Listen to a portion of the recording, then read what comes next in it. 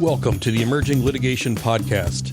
This is a group project driven by HB Litigation, now part of Critical Legal Content, and VLEX Companies Fast Case and Law Street Media.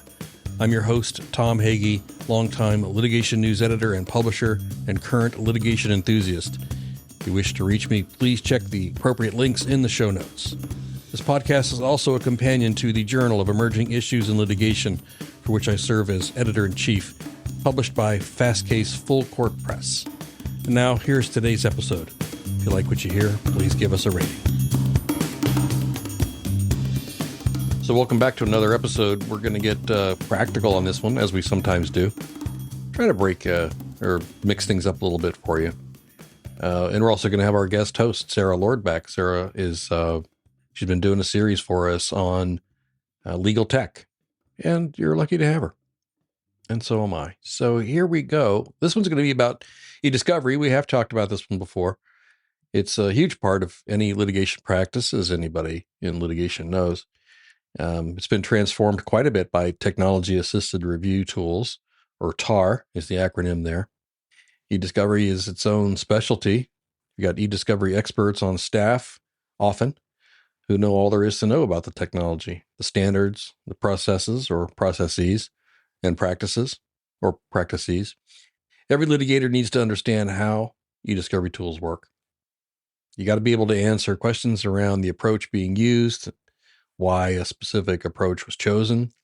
It's good to understand the reliability of the assisted review, human oversight implementation too. You know, it's funny, we're talking about humans. That's been happening more and more in my conversations recently. As we talk about these things, we say, well, how are the humans doing? That was never a thing, as far as I know. I don't know. Maybe if I worked at NASA or something. There's a lot of jargon here. It's a lot of acronyms, specialized terminology. That's what jargon is.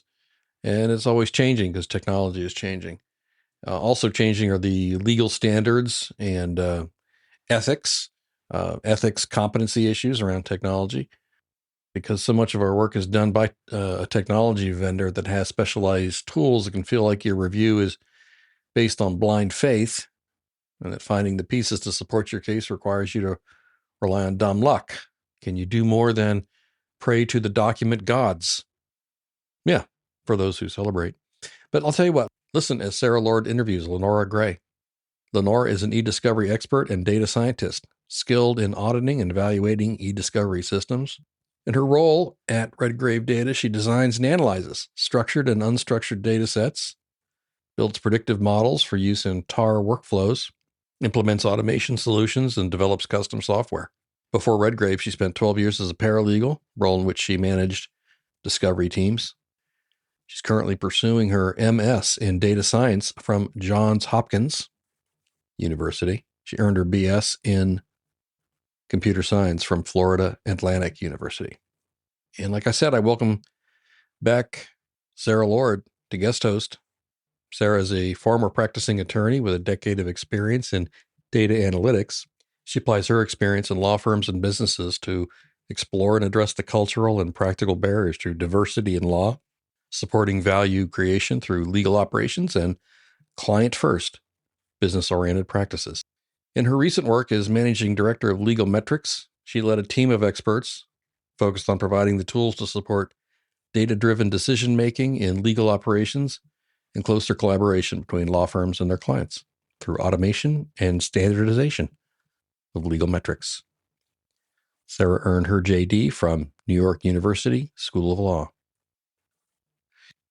Also, you want to check out our bonus content. We're going to have that on YouTube and at litigationconferences.com. And there you will see that Sara makes it pretty clear that she doesn't love that initial review part of discovery. I don't know. I think that comes through. But check out the YouTube video on YouTube and at litigationconferences.com for some bonus content. And now, here is Sara Lord interviewing Lenora Gray, a data scientist at Redgrave Data. I hope you enjoy it. Okay, welcome to all you podcast people in podcast land. We are here to talk to Lenora Gray. I'm very excited about this discussion. Thank you for joining me. Thank you for having me. We are going to talk about TAR and eDiscovery, which I know everyone loves this topic. So it's going to be very exciting. So let's just start with the basics. How would you describe technology-assisted review for those who are new to litigation or don't regularly work with the review process? Well, technology-assisted review is a way for us to use computers and machine learning algorithms to assist to make document reviews more efficient.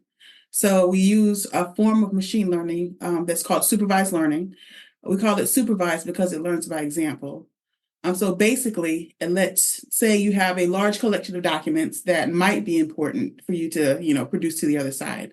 And you don't want to review them all one by one because it would cost you a gazillion dollars and take you so much time to do so. So you can have one or maybe a few attorneys take a small set of those documents, code them for whatever issue you have, relevance versus non-relevance, privilege versus non-privilege, or any, categorical issue that you can, devise. And then the supervised learning algorithm uses that training data that your attorneys coded, and it produces a statistical model that we call a classifier. The classifier can then be used to predict the coding of the rest of that document population. So it'll make a statistically valid guess on what the coding would be if the attorneys had looked at it. And then the classifier can also give you a confidence level on its prediction. So and then we can rank those documents by that confidence level. Let's say if it has a confidence of 1, I'm 100% sure that this document is relevant as opposed to non-relevant. We can rank them by the confidence level, and we can bring those documents to the attention of the attorney so they can, review the relevant ones first. Or if we are very, very confident in the accuracy of our classifier, we can just produce them as they are without the attorneys having to look at them at all. So it basically saves you a lot of time and effort when it comes to conducting a document review. Okay, so let's say I'm a litigator beginning a discovery process. What are the primary TAR options available to me? Well, TAR primarily comes in 2 flavors, although there are some hybrids where it use characteristics of both. We have the TAR 1.0 workflow, and it has 2 phases. And the first phase, the active learning, which is the supervised learning, iteratively, sorry, that's a hard word for me, selects documents for training purposes, and reviewers code those documents. And the resulting coded set is used to train and produce the classifier, like we said before. And the second phase, once we are sure of the accuracy and we like what the classifier is doing, it's used to classify the rest of the documents. And then the rest of the documents might get reviewed by attorneys or like lower cost reviewers, contract reviewers instead of senior attorneys, or just a privilege screen, or they might be produced without further review from anybody. There's also TAR 2.0, which omits the second phase. So what it does is in each new iteration, we produce a new classifier. And as documents are coded in the collection, the coded documents are used to produce a new classifier, and this keeps going and keeps going until agreed upon number of relevant documents have been found in the collection. It's usually around 80% for legal cases. And as I said before, there are some hybrid options, but these are the 2 basics.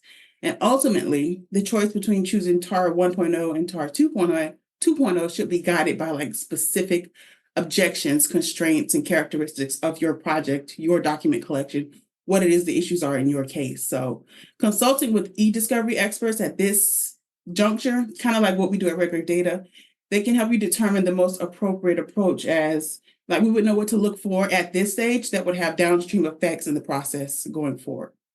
These tools incorporate generative AI? Some of the major players in the eDiscovery platform are currently incorporating Gen AI into their software. Not just for TAR review, but for like deposition prep, summarizing some of those documents. But as far as incorporating Gen AI at Redgrave Data, we decided to kind of take a step back and make sure that generative AI, when evaluated against the tools we're currently using in eDiscovery, that it matches up and is a viable option for our clients. So what we're doing now is we're currently doing research to compare generative AI against our current baseline machine learning algorithms like logistic regression and support vector machines, which are, big statistical words, but it's basically the computer algorithms that we currently use, and we're comparing them to Gen AI. And if Gen AI proves to be at least as effective as human review or like a TAR 1.0, while it's still comparable in time and cost, then it could be used in place of the current algorithms we have. Yeah, in the resources I provided, there's an article that my colleagues just wrote, Jeremy Pickens and Tara and Will Zett, that they published in the Sedona Journal. And it's outlining the difference between using traditional machine learning and Gen AI in TAR 1.0 workflows. Also, Gen AI has potentials beyond the regular traditional machine learning because it can be used for privilege review and summarization of groups of documents. And it has a huge capability to point out relevant passages and also provide explanations of why it classified a document a certain way. So it has a leg up if we can prove it's as valid and effective as what we're currently using. Also, Gen AI is being used behind the scenes to improve language processing tools for like name and entity extraction, redactions, and related tasks like that. So it kind of has a lot of potential, but we want to be sure that it's as effective as what we have now. You co-authored a white paper called Beyond the Bar, Generative AI as a Transformative Component in Legal Document Review. Is that the article you were just referring to that your colleagues also co-authored, or is this a different one? Oh, no, this is a different one. We're constantly doing research and actual scientific experimentation on these tools at Redgrave Data. So our paper, Beyond the Bar, was actually submitted to a scientific conference recently. We beefed up all of the, mathematics to make sure it was a, scientifically strong paper so that we could submit it. So it would be beyond just, a white paper with our opinions on what was going on. So for this paper, Beyond the Bar, which we did a collaborative research with Relativity, which is one of the big eDiscovery platform players, we designed a head-to-head comparison of first-level human review and generative AI. And I say first-level review because when you do a fully human review, it's usually done in 2 stages. In the first stage, you'll have a set of contract attorneys review and label, a set of documents. And then in the second stage, more senior attorneys will come in and check what they have coded to make sure that they have done the right thing. And there might be, case attorneys that, guide them on that path. In our experiment, we provided a review protocol to both the contract attorneys and to the generative AI algorithm as like a prompt, like you do in ChatGPT. And both of their coding results were compared against the gold standard of what the senior attorneys would have coded the documents. And in the results, we saw that the generative AI system had much higher recall than a human review. It found 96% of the relevant documents as opposed to 54% that were found by the humans. eDiscovery standards usually require around 80% recall, so this is very, very good. However, the precision measure for generative AI was lower than the human reviewers. We had 60% precision as opposed to 91% precision from the humans. So precision is a measure of the documents that you found that you coded as relevant, how many of them were actually gold standard relevant? So like, how precise is your classification? So while we were able to get a much, much higher recall, it's incurring extra costs in producing documents that are not relevant along with the relevant ones, although it's finding most of the relevant ones. So there's more work that needs to be done, but we have numerous avenues in improving the performance. Like we didn't do any fine tuning of the prompt that was specific to the matter. We did the one prompt. And so there's much more to come in experiments around Gen AI for document review. For future view here, it seems like we may be on a path to a quicker review process, a more affordable review process, and for those of us who do not enjoy first level review, a less emotionally painful process as we enter into the future of discovery. And also a more robust review, because now the generative AI will be able to tell you why it made the decision and also point out the passage of the document that it, was most relevant to its decision. So it kind of like gives you these, breadcrumbs in the actual documents to tell you why I made this determination. So it's actually, you can pinpoint where it might go wrong and where it's going very right easily without, with actual text. So it helps you a lot. So let's say that there's some passage, some stock passage or some boilerplate language in the documents that you haven't seen so far, and it's picking it up and, making it relevant when it shouldn't be, you can, flag that and say, just because it has this doesn't mean it's relevant. So that's not going to be, considered in the statistical model. Go back and tell me if this is really relevant based on the rest of the text. That to me sounds very exciting. So when will TAR be replaced with fully robotic review, which I am going to call FUR, because why not? Is this one you made up? Because I've never Yes. heard Yes, I wanted to catch on. So let's all just start calling the next phase fully robotic review, aka we'll have TAR and FUR. Now, when the fur gets in the tar, it might get a little messy, but I don't know. Oh my gosh, no, this concept is so far off our radar. It didn't even have a name. So I think I'm the first. I did it. I think it's important to consider that while TAR is about technology, the success of a TAR effort depends heavily on the larger eDiscovery process around it. And that larger eDiscovery process requires attorneys and specialists and technologists and people that know how to do the work. The machine isn't going to do everything. So the negotiations around, for instance, how the review collection is defined are supremely important, like negotiating custodians, date ranges, file types, keyword filters. This can affect both the volume of the data that has to be reviewed, and it can also determine how much of the data can be reviewed through TAR, because there are certain file types that TAR is just not, fitted for. Certain decisions made on the request for production can affect the difficulty of the classification task. So it can make it more difficult to TAR to determine whether it's, relevant, non-relevant, privileged, non-privileged. And agreed upon deadlines strongly affect which TAR workflow you'll be able to use and which one is most practical. Some of them take, longer to get the classifier right than others. So, that also depends. So humans will be needed for each of those steps in the process. So the timing we'll have a set it and forget it review process, I think, is a long way off. Okay, so TAR is still our best option. Mm-hmm.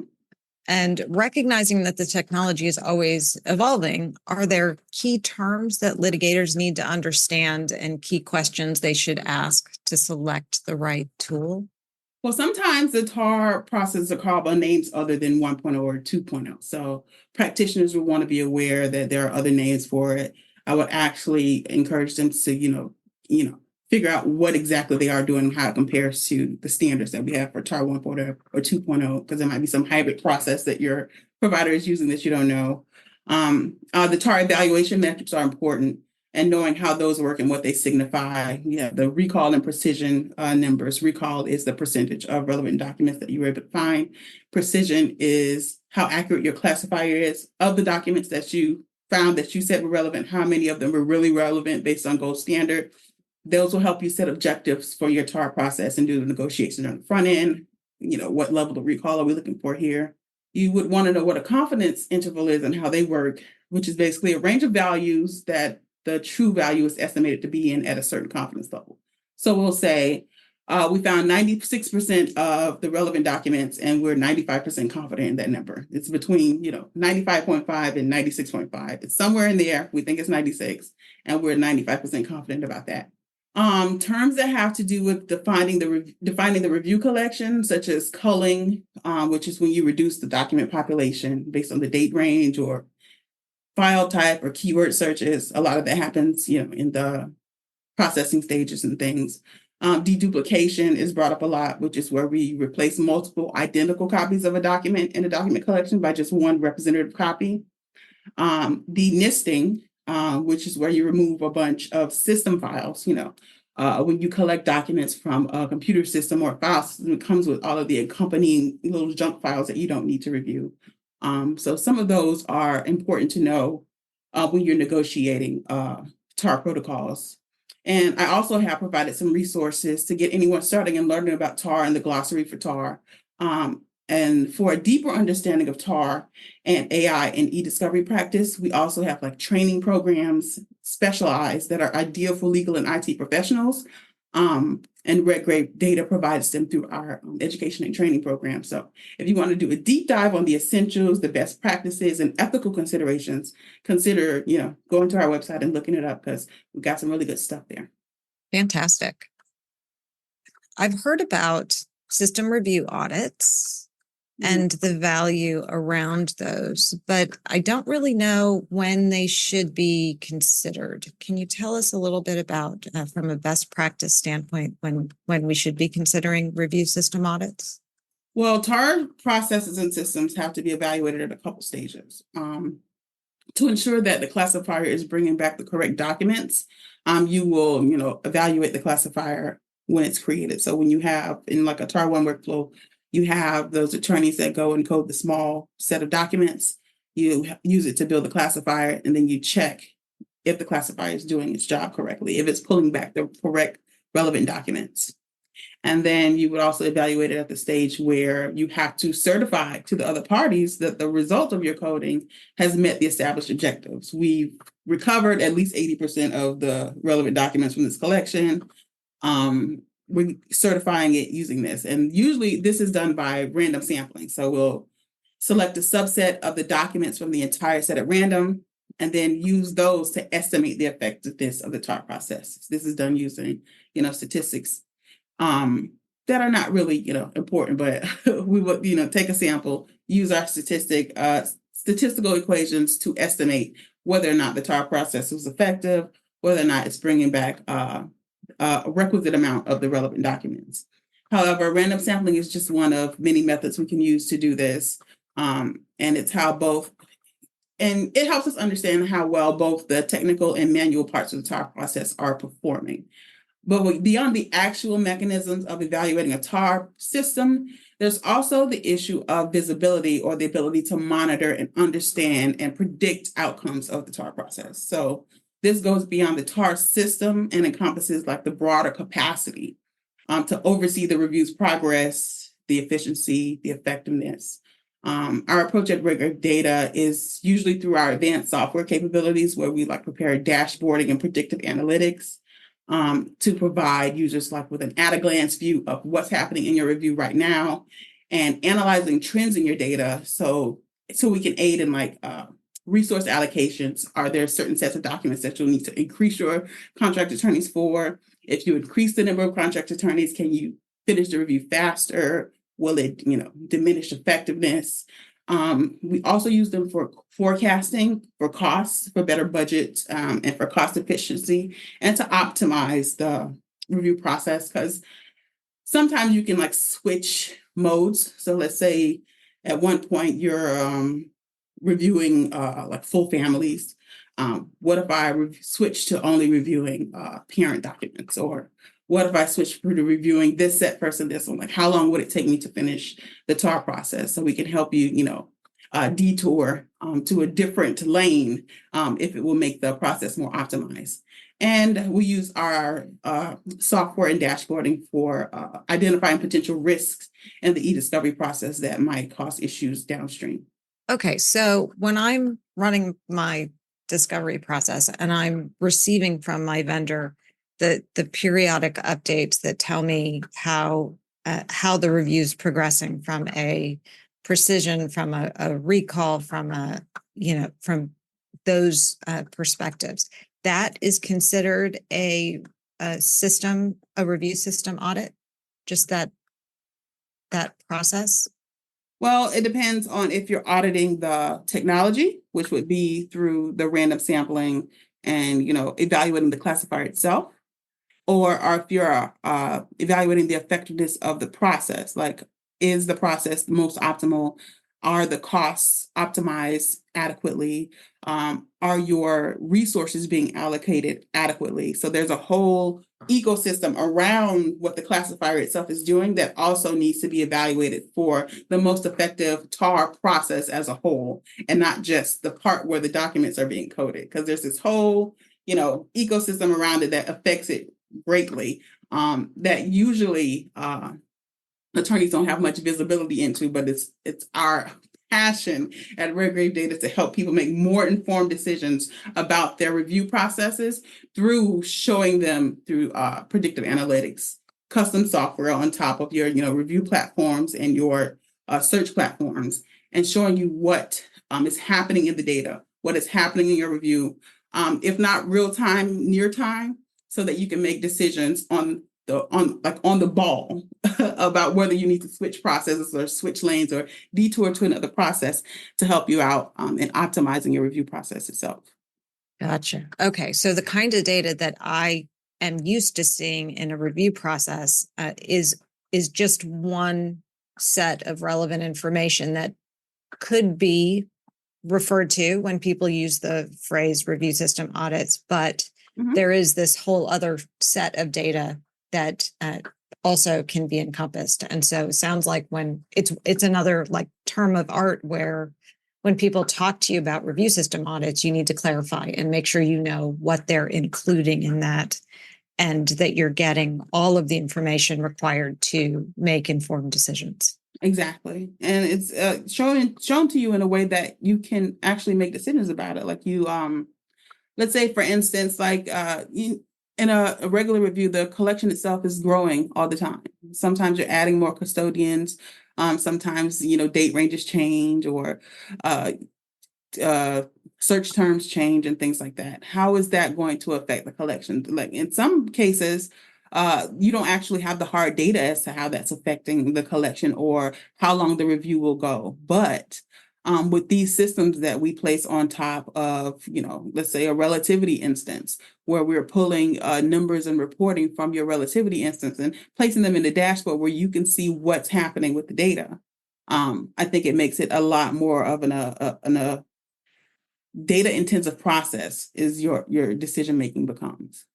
Okay, so that makes a lot of sense. And it sounds like it's something you really want to incorporate into any review of significant size, material size. Absolutely. Because, like one misstep can cost you so much as far as time and effort and attorney review time and taking your senior attorneys away from strategy and, back into, doing samples. And I think our approach here at Redgrave Data is one that has great promise.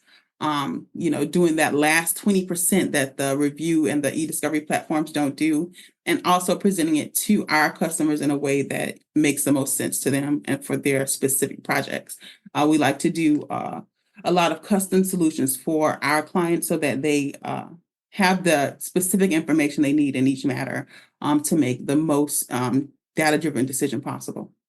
Thank you so much. I do want to encourage the listeners, if you haven't read Beyond the Bar, Generative AI as a Transformative Component in Legal Document Review, I would encourage you to do that. I found it really interesting and informative. And even if you don't understand everything in there, getting that high level understanding from the article on where the industry might go and really seeing what kind of options are being explored, I think is a fantastic use of your time. So if you're looking to inform yourself a little more, I encourage you to read this article. And if you have any questions, feel free to reach out. I'm happy to answer any questions about the paper or any of the processes we talked about today. I do realize calling it an article instead of a paper is definitely a misnomer. It is definitely a paper. It is beyond article length for, the kinds of articles you're used to getting. So, but I really did enjoy it. So it's fantastic. Thank you so much for sharing that. No problem. Thank you.